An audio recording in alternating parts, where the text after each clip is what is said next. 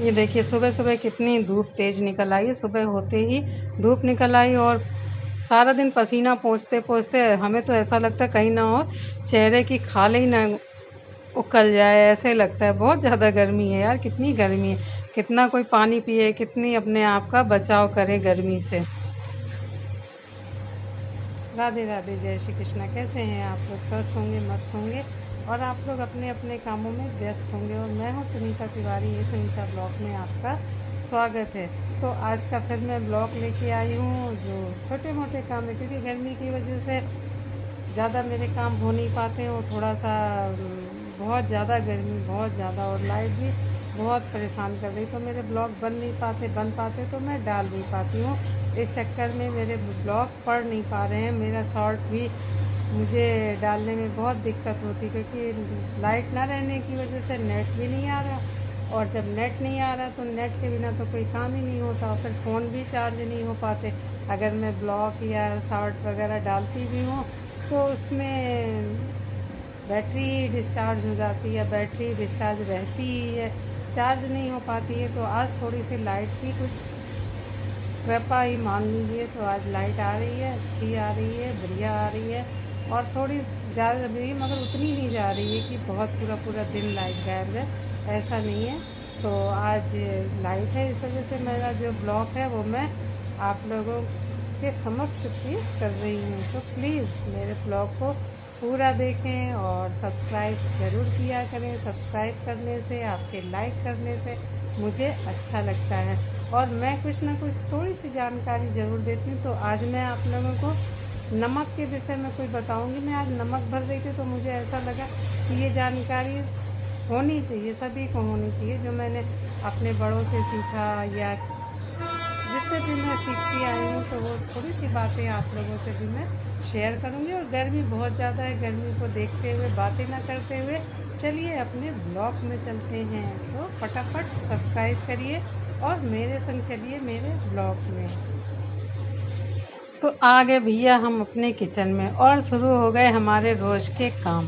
तो काम करते करते देखिए ये मेरे श्रीमान जी ले आए हैं पत्ता गोभी, और इस सीज़न में पत्ता गोभी जो है ना वो बहुत हार्ड और बहुत सख्त आता है, क्योंकि ये सीज़न की चीज़ तो है नहीं, अब आउट ऑफ सीज़न है और बाहर से चीज़ें आती हैं तो वो ऑटोमेटिक उनमें वो ना तो टेस्ट रहता है ना तो वो रहता, और अजीब सी इसमें स्मेल भी आती रहती है। पत्ता गोभी किसी के घर में भी बने तो आप बाहर से बता सकते हैं कि आज ये इनके यहाँ इस चीज़ की सब्ज़ी बनी हुई है, मगर आ गया है तो बनाना तो हम लोगों का काम ही है, और बनाना भी चाहिए। जो चीज़ आई है उसका इस्तेमाल तो करना ही चाहिए। बेवजह इधर उधर फेंकना या कुछ करना वो सही नहीं होता है। तो मैं लग गई हूँ, पत्ता गोभी फटाफट काटूंगी। काटने के बाद फिर मैं इसको बॉयल करने के लिए रख दूँगी। थोड़ा सा बॉयल करने से क्या है, ये इतना हार्ड है ना तो वो सॉफ्ट हो जाएगा। मुझे काटने में भी दिक्कत हो रही है, इतना हार्ड है, उंगलियां और ये सब ऐसी कड़ी कड़ी बहुत सख्त है, और इसको मैं फटाफट काटने में लग गई हूँ। और मेरी ये कोशिश रहती है कि खाने को रुचि से और अच्छे से बनाना चाहिए, क्योंकि जितना खाना आप मन से और अपने दिमाग से बनाते हैं तो खाना टेस्टी भी बनता है और खाने में स्वाद भी आता है और खाने वाले को भी अच्छा लगता है। तो खाना हमेशा दो तरह से खाया जाता है, एक तो हाथों से खाया जाता है और दूसरी कहते हैं आँखों से भी खाना खाया जाता है। खाना अगर आपका देखने में अच्छा है, आपकी थाली सुंदर लगी, आपका प्रेजेंटेशन अच्छा है, तो ऑटोमेटिक आपका खाने का मन हो जाएगा कि चलो यार थोड़ा सा खा ले, देखने में तो सही लग रहा है। मन हो ना हो फिर भी हम लोग खा लेते हैं खाना। और ये तुअर की दाल है तो मैं हमेशा अरहर की दाल में टमाटर डाल देती हूँ, क्योंकि टमाटर डालने से जो इसमें खारापन होता है और जो थोड़ा सा एक फेना सा आता है वो सब नहीं रहता है, और ये हेल्थ के अकॉर्डिंग भी सही रहती है, और इसका जो टेस्ट है वो भी अच्छा आता है और कलर बहुत सुंदर आता है दाल का। तो इस एक तरफ मेरी दाल हो गई, दूसरी तरफ मैंने सब्ज़ी फ्राई करने को रख दी। सब्ज़ी मेरी फ्राई हो जाएगी, बना लूँगी, और क्योंकि मैंने पका तो इसको लगभग पहले ही लिया है, और इसको अब मैं बढ़िया सुंदर सी फ्राई करके अच्छे से तैयार करूँगी। फिर उसके बाद मैं दाल फ्राई करूँगी। राई और करी पत्ता और लाल खड़ी मिर्च से मैंने आज दाल को, देखिए कितना सुंदर कलर आया। मैं आपसे बोली कि रेड एंड येलो कलर, पीला कलर जब मिलता है तो अपने आप खूबसूरत हो जाता है। तो देखिए लाल टमाटर और हल्दी की वजह से रंग बहुत सुंदर आया। और ये बढ़िया मेरी दाल करी पत्ते और लाल मिर्च से मैंने फ्राई कर लिए। और ये सब करने के बाद ये मेरे सारे आज के काम ये निपट गए हैं। और ये मैंने कल बनाई थी, आप लोग को बताया था, कल का ब्लॉग मैं नहीं डाल पाई थी। तो कल ये मेरे खीर पूड़ी मैं बनाती हूँ अपनी लक्ष्मी जी का भोग लगाने के लिए। तो थोड़ी सी ही मैंने खीर बनाई और थोड़ी सी पूड़ियाँ सेकी, और इस तरह से मैंने अपनी लक्ष्मी मैया का भोग लगाया। इस और लक्ष्मी मैया का भोग लगाने के बाद फिर मैंने किचन वगैरह साफ़ किया। आज मेरी बरनी में नमक ख़त्म हो गया है, तो मैं आज नमक और बरनी में भरूंगी। तो मुझे समझ में आया कि आप लोगों को नमक के बारे में भी जानकारी देना ज़रूरी रहता है। हमेशा अगर आप सैटरडे को तो ज़रूर जब पोछा लगाते हैं ना, तो पानी में थोड़ा सा नमक डाल दिया करिए, बहुत ज़्यादा नहीं डालिए, थोड़ी सी क्वांटिटी में नमक डाल के और अपने घर में आप पोछा लगाया करिए। और नमक को हमेशा कभी ज़मीन में नहीं गिरने दिया करिए। जब हम लोग छोटे थे तो हम लोग की मम्मियाँ कहती थी नमक अगर, देखिए कितनी गर्मी लग रही है ना, बहुत ज़्यादा गर्मी, मुझे इतनी गर्मी लग रही है कि मैं आपको बता नहीं सकती हूँ। मगर कहते नहीं है, रोज़ की सफाई अगर हम करते रहते तो हमें एक संग बहुत साफ़ सफाई का नहीं करनी पड़ती। और इस समय तो कीड़े मकोड़े सब गर्मी की वजह से टहलते रहते हैं। अगर ज़रा सा भी कुछ भी किचन में आपके एक भी प्लेटफॉर्म पे कोई चीज़ रह जाती है तो इतनी चींटियाँ आ जाती हैं जैसे उन्हें किसी ने निमंत्रण में बुलाया हो। जबकि खाने की खुशबू से इन सब से वो लोग आती हैं। तो मेरी कोशिश यही रहती कि रोज़ की रोज़ मैं किचन की, अपने प्लेटफॉर्म की, गैस की सब साफ़ सुथरा करके ही करूँ, क्योंकि शाम को फिर ज़्यादा काम नहीं रहता। सुबह की मॉर्निंग में ही ज़्यादा खाने वाने का रहता है, शाम को तो हल्का फुल्का इस समय गर्मियों में बन जाता है। तो इस तरह से मेरी पूरी किचन की सफाई हो गई। आज मैंने अपना फ़िल्टर भी साफ़ किया और सब साफ़ ऑफ करने के बाद ये सब मेरा काम जो है वो चलता ही रहता है। मैंने आपसे कहा ना, मैं कोशिश यही करती हूँ, मैं रोज़ के रोज़ काम थोड़े थोड़े से करती रहती हूँ।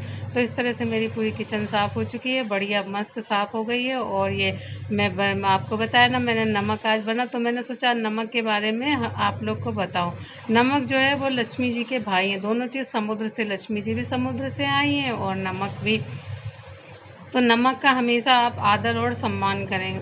पहले के ज़माने में लोग नमक किसी के घर का खाते नहीं थे, और अभी भी कुछ लोग नमक के प्रति वफ़ादार रहते कि हम नमक किसी का खा लें, तो उससे हमें वफ़ादारी करनी चाहिए हमेशा।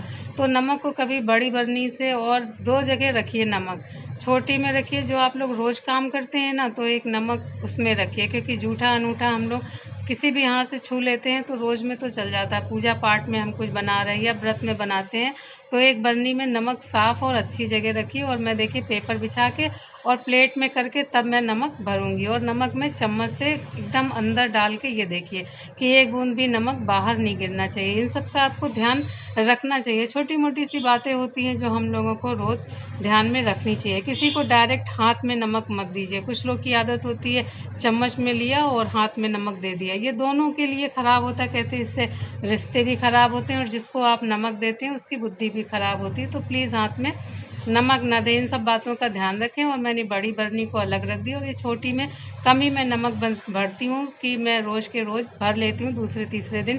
तो इस तरह से इन सब बातों का हमेशा ध्यान रखना चाहिए। किसी को भी नमक देना तो आप नमकदानी रखें या फिर प्लेट में करके और इस चम्मच में रख के तभी नमक दें। तो इस तरह से सब बातों का हम जो गृहिणियाँ होती हैं या जो घर में हम लोग काम करते हैं, तो उनको इन सब बातों का ध्यान रखना ही चाहिए। तो इन सब बातों का ध्यान रखते हुए आप लोग काम करिए। और मैंने बताया ना, हाथ में नमक कभी भी किसी को नहीं देना चाहिए। तो आई होप आप लोगों को ये जानकारी अच्छी लगी होगी। तो इन जानकारी आप लोगों को कैसी लगी, आप लोग कैसे करते हैं नमक के बारे में, आप लोगों को क्या क्या जानकारी है, या आप लोगों को ये जानकारी मेरी अच्छी लगी, तो प्लीज़ मुझे कमेंट में ज़रूर बताइए। और मेरे चैनल को सब्सक्राइब, लाइक आप लोग ज़रूर किया करें और कमेंट में बताया करें कि आप लोगों को कैसा लगा। तो ये सब मैंने बातें जो थोड़ी बहुत मुझे नमक के विषय में पता थी वो मैं बता रही हूँ। और थोड़ा सा नमक से पोछा भी आप लोग ज़रूर लगाया करिए सैटरडे के दिन। और इस तरह से मेरे अब काम सब समाप्त हो गए हैं। तो राधे राधे, जय श्री कृष्णा। मिलते हैं फिर न्यू ब्लॉग में।